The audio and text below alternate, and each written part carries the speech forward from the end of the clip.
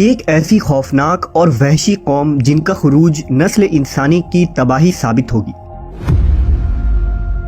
اس قوم کی عورتیں جو 1000 بچوں کو جنم دینے کی صلاحیت رکھتی ہیں، ان کی تعداد اتنی زیادہ ہے کہ ایک انسان کی نسبت سینکڑوں میں موجود ہے۔ لیکن یہ قوم کہاں قید ہے؟ کیا انہیں کسی دوسرے سیارے پر قید کیا گیا ہے؟ کیا حضرت ذوالقرنین کا سفر ایک خلائی سفر تھا؟ ہم آج اس ویڈیو میں یاجوج ماجوج کے قرآنی واقعے کو جدید سائنس اور فلکیات کی روشنی میں پیش کریں گے۔ ذوالقرنین اللہ کے ایک نیک بندے اور بادشاہ تھے جنہیں دنیا کے بڑے حصے پر حکومت عطا کی گئی تھی۔ قرآن مجید میں ذوالقرنین کے 3 سفروں کا حال بیان ہوا ہے۔ یہ سفر انتہائی عجیب اور عبرت خیز ہے۔ آپ کا پہلا سفر مغرب کے جانب تھا جس کا مقصد آب حیات کو تلاش کرنا تھا، لیکن آپ اس میں ناکام رہے۔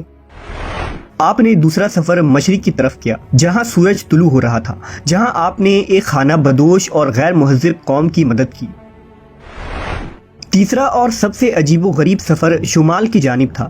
اس سفر کے دوران آپ ایک مقام پر پہنچے جس کا نام سدین یعنی 2 پہاڑوں کے درمیان کی جگہ تھی۔ یہاں ایک قوم آباد تھی جو ایسی زبان بولتی تھی جو سمجھ سے بالاتر تھی۔ ان لوگوں کے ساتھ آپ نے اشاروں میں بات کیا۔ یہاں کے لوگوں نے حضرت ذوالقرنین سے شکایت کی کہ پہاڑ کے اس جانب ایک قوم آباد ہے جس کا نام یاجوج و ماجوج ہے۔ یہ لوگ خوب فساد مچاتے اور ہم پر ظلم کرتے ہیں، لہذا آپ ان کے خلاف کارروائی کریں اور ہماری مدد فرمائیں۔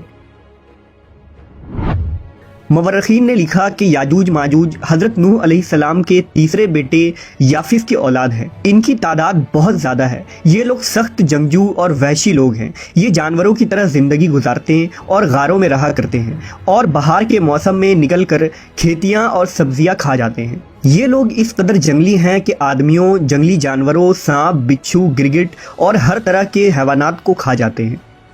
لہذا حضرت ذوالقرنین سے ان لوگوں نے فریاد کی کہ آپ ہمیں یاجوج ماجوج کے شر سے بچائیں، اس کے بدلے ہم آپ کو کچھ مال دے دیں گے۔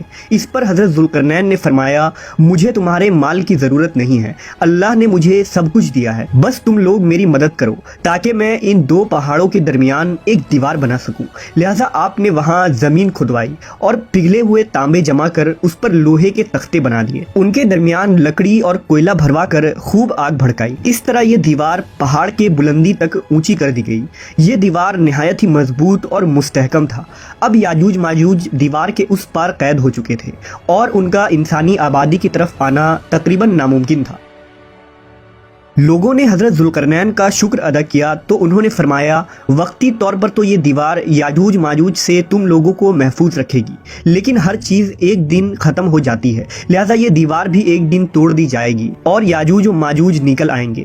حدیث کے مطابق یاجوج و ماجوج روزانہ اس دیوار کو توڑتے ہیں اور دن بھر جب محنت کرتے کرتے اسے توڑنے کے قریب ہو جاتے ہیں تو ان کا سردار کہتا ہے کہ چلو باقی کو کل توڑیں گے۔ دوسرے دن جب وہ اسے توڑنے آتے ہیں تو اللہ کی قدرت سے یہ دیوار پھر سے مضبوط ہو جاتی ہے اور اپنی اصلی حالت میں لوٹ آتی ہے۔ لیکن جب اس دیوار کے ٹوٹنے کا وقت آ جائے گا تو ان میں سے ایک کہنے والا کہے گا، چلو اب اس دیوار کو انشاءاللہ کل توڑیں گے۔ ان لوگوں کے انشاءاللہ کہنے کی برکت سے دوسرے دن دیوار ٹوٹ جائے گی۔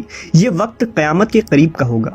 دیوار ٹوٹنے کے بعد یاجوج ماجوج نکل پڑیں گے اور زمین میں ہر طرف فتنہ و فساد مچائیں گے، چشموں اور تالابوں کا پانی پی جائیں گے، جانوروں اور درختوں کو کھا لیں گے اور زمین کے ہر بلندی اور وادیوں میں دوڑتے پھریں گے۔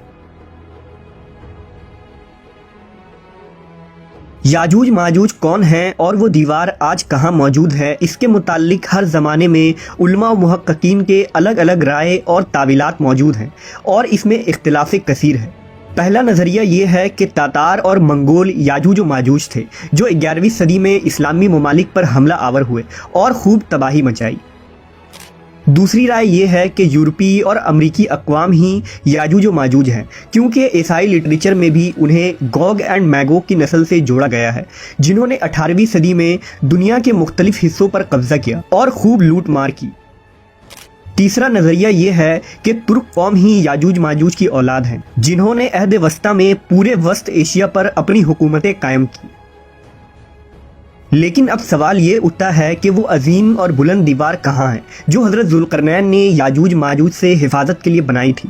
लिहाजा मुख्तलिफ ममालिक में पाए जाने वाले तारीखी दीवारों और दर्रों को याजूज माजूज के उस दीवार से जोड़ा जाता रहा है, जिनमें दीवार चीन, दीवार कफकाज, जर्मनी का दीवार बर्लिन और रूस का दर्रे दारियाल शामिल है। लेकिन ये तमाम दीवार इतने मजबूत नहीं है कि उन्हें तोड़ा ना जा सके, और ना ही ये लोहे और तांबे पिलाए दीवार हैं। लिहाजा ये तमाम तावीलात भी फासिद करार पाते हैं और ये दीवार ज़ुल्करनैन के साख्त बनावट पर इतलाक नहीं की जा सकती। जदीद उलमा व मुहक्किकीन ने याजूज माजूज के मुतालिक एक साइंसी नज़रिया पेश किया है जो काबिल गौर है। इस नज़रिए के मुताबिक हज़रत ज़ुल्करनैन इंसान नहीं बल्कि एक फ़रिश्ते थे। जैसा कि रिवायतों में आता है कि एक दफ़ा हज़रत अली ने एक शख्स को ये कहते हुए सुना कि ओ ज़ुल्करनैन, जिस पर आपने उसे गुस्से में फरमाया, पैगंबरों के नाम पर अपने नाम रखना तुम लोगों के लिए काफ़ी नहीं जो अब एक दूसरे को फरिश्तों के नामों से पुकार रहे हो। इस रिवायत से ये साफ होता है कि हज़रत ज़ुल्करनैन अलेक्जेंडर द ग्रेट या साइरस नहीं, जैसा कि कुछ लोग उसे इन दुनियावी बादशाहों से जोड़ते हैं, बल्कि वो एक फरिश्ते थे जो एक मखसूस काम के लिए मुकर्रर किए गए थे। सूरह कहफ की आयतों में लिखा है कि बेशक हमने उसे यानी ज़ुल्करनैन को ज़मीन पर हुक्मरानी दी थी और हमने उसे हर चीज़ समझने के लिए एक रास्ता दिया, तो वो एक रास्ते पर रवाना हुआ। इन आयात में लफ्ज़ सबबा को मुहक्किकीन ने आसमान पर जाने का रास्ता करार दिया है, जिस रास्ते पर चलकर ज़ुल्करनैन आसमानों पर गए थे। हज़रत ज़ुल्करनैन एक ऐसी मकाम पर पहुँचे थे जहाँ सूरज काले पानी में डूब रहा था, जबकि आज हम जानते हैं कि सूरज गुरूब नहीं होता बल्कि वो भी ज़मीन की तरह अपने मदार पर गर्दिश कर रहा है। ऐन मुमकिन है कि हज़रत ज़ुल्करनैन उस रास्ते पर चलते हुए ऐसी जगह पहुंच गए थे जहां सूरज गुरूब हो रहा था, जहां सूरज एक काले पानी में डूब रहा था। मुहक्किकीन ने उस काले पानी को ब्लैक होल करार दिया है। चूंकि 1400 साल कबल लोग ब्लैक होल से नावाकिफ़ थे, इसलिए इसके लिए काले पानी का लफ्ज़ इस्तेमाल हुआ। हज़रत ज़ुल्करनैन के तीसरे सफ़र के मुतालिक ये जिक्र हुआ है कि वो एक ऐसे मकाम पर पहुँचे थे जहाँ दो सद यानी रुकावट के बीच एक कौम आबाद थे। अब उन दो सद के माने कदीम मवर्खीन ने पहाड़ लिखा है, लेकिन जदीद ताबीर में उसे पहाड़ नहीं बल्कि नेब्यूला करार दिया जाता है, क्योंकि फल्कियात में सद के माने किसी गैलेक्सी के गैस और गर्द गुब्बार का खत्ता होता है। यानी तीसरे सफ़र में हज़रत ज़ुल्करनैन एक नेब्यूला के दहाने पर पहुंच गए।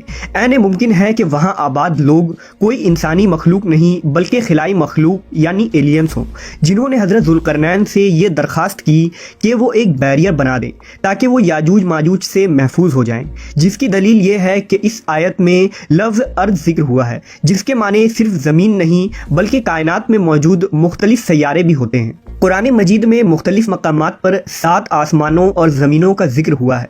लिहाजा यहाँ अर्ज़ से मुराद हमारी ज़मीन नहीं बल्कि इस कायनात की दूसरी ज़मीन है जहाँ इंसान नहीं बल्कि खिलाई मखलूक आबाद हैं।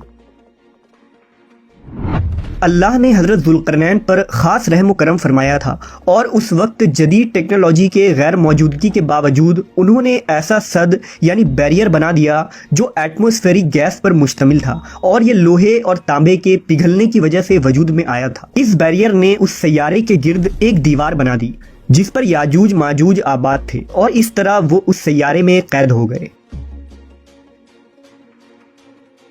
ये कोई नया नज़रिया नहीं जो सिर्फ आज के जदीद साइंसी इल्म के मुताबिक बनाया गया है, बल्कि इससे मिलता जुलता नज़रिया सहाबा किराम का भी था। मसलन हज़रत काब बिन अहबार ने यह दावा किया था कि ज़ुल्करनैन ने अपना घोड़ा एक सितारा से बांधा था, जिस पर हज़रत माविया ने उन्हें ऐसी बात करने से मना फरमाया था क्योंकि अभी लोग ऐसी बातों को समझने के काबिल नहीं हुए थे। इसी तरह हज़रत अली ने फरमाया था कि अल्लाह ने बादलों को हुक्म दिया कि वो ज़ुल्करनैन को जहाँ चाहे वहाँ ले जाएं। मुख्तसर ये कि ज़ुल्करनैन का ये सफ़र न सिर्फ एक खिलाई सफ़र यानी स्पेस ट्रैवल था बल्कि ये वक्त में भी एक सफ़र था। आज साइंस का यही नज़रिया है कि इस तरह के पोर्टल्स हो सकते हैं जिसके ज़रिए हम न सिर्फ खिला के दूसरे हिस्से में सफ़र कर सकते हैं बल्कि वक्त में भी सफ़र मुमकिन है।